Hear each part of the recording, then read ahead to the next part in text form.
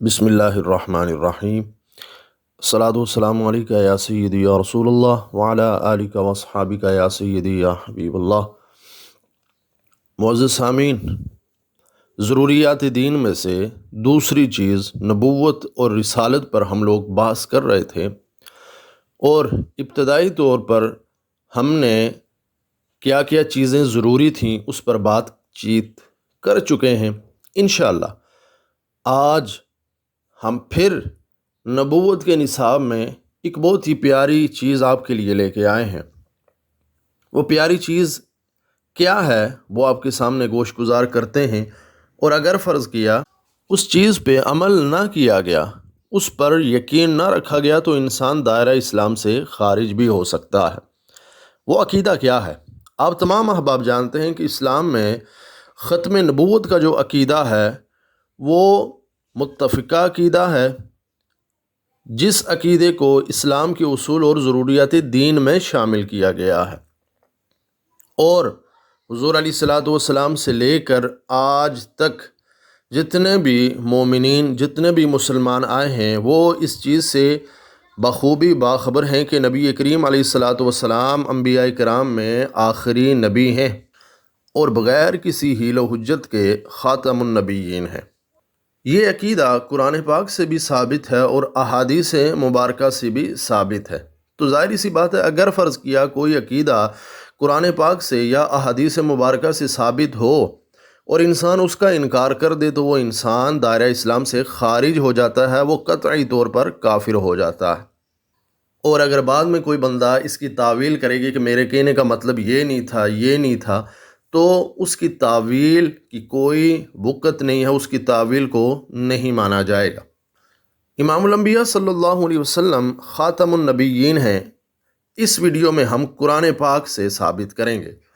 قرآن پاک میں اللہ تعالیٰ ارشاد فرماتا ہے، ما کان محمد ابا احد من رجالکم ولکن رسول اللہ و خاتم النبیین، کہ محمد صلی اللہ علیہ وسلم تم میں سے کسی مرد کے باپ نہیں ہیں، وہ اللہ کے رسول اور نبیوں میں سے آخری نبی ہیں۔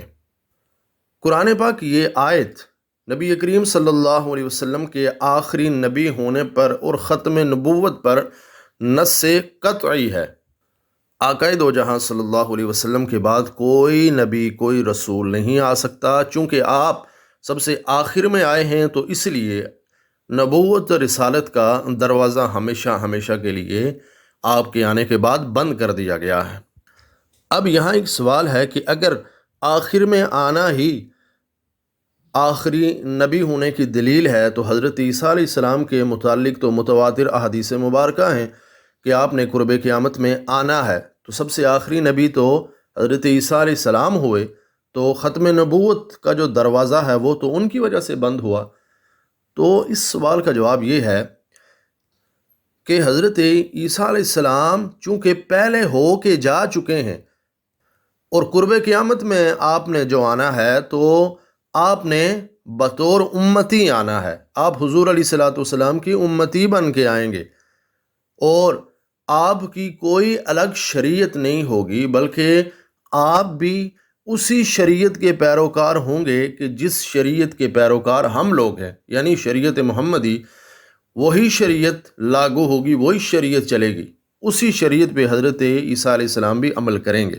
یہاں پہ ایک اور مسئلہ بھی بہت واضح طور پہ سمجھ لیں کہ کوئی انسان اگر حضور علیہ الصلوۃ والسلام کو آخری نبی مانتا ہے، ماننے کے بعد بھی یہ وہم، یہ گمان رکھتا ہے اور اس چیز کو ممکن سمجھتا ہے کہ ابھی بھی کوئی نیا نبی اس دنیا میں آ سکتا ہے، کہ جیسے یہ احمدی ہیں، جیسے قادیانی ہیں، ان کا یہ عقیدہ ہے، تو وہ انسان دائرہ اسلام سے خارج ہو جائے گا، کیونکہ یہ نص قطعی کے خلاف ہے، قرآن پاک کے خلاف ہے۔